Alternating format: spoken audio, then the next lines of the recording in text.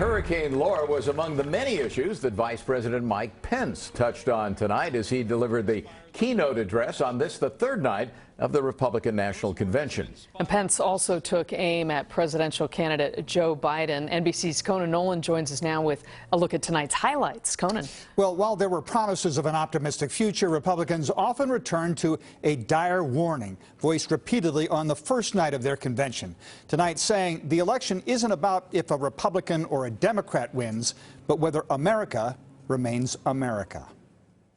The venue, Baltimore's Fort McHenry, which gave inspiration to the writing of the Star-Spangled Banner, where Vice President Mike Pence kept to the traditional role of the running mate to take the fight to the rival ticket. Joe Biden would be nothing more than a Trojan horse for the radical left.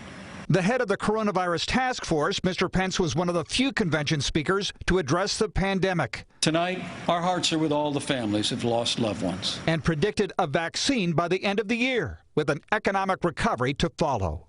On November 3rd, you need to ask yourself, who do you trust to rebuild this economy? Earlier, it was all about President Trump, his efforts for African Americans. I know what racism looks like.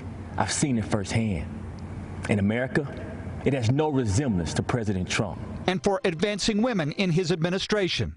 He has stood by me, and he will stand up for you. But there was a continued focus on the issue of crime and public safety. Democrat-run cities across this country are being overrun by violent mobs. As with Mr. Pence, who condemned civic unrest in American cities, making what appeared to be a veiled reference to the recent shootings of Jacob Blake and the 2 deaths of protesters in Wisconsin.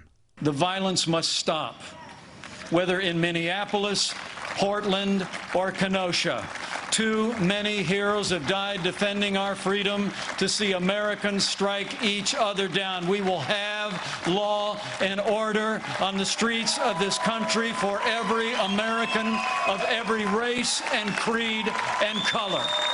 President Trump congratulated his vice president on the convention's third night. One more attempt to balance a message of hope and fear. Polls indicate most Americans believe Mr. Trump would be better for the economy than Joe Biden. One of the reasons why the Trump-Pence campaign is desperate for some good news on the pandemic. And it might just be a coincidence, but as you saw there at the very end, there wasn't much social distancing taking place at Fort McHenry, or few masks, although the campaign says the crowd was tested for COVID prior to the event. I'm Conan Nolan, NBC4 News.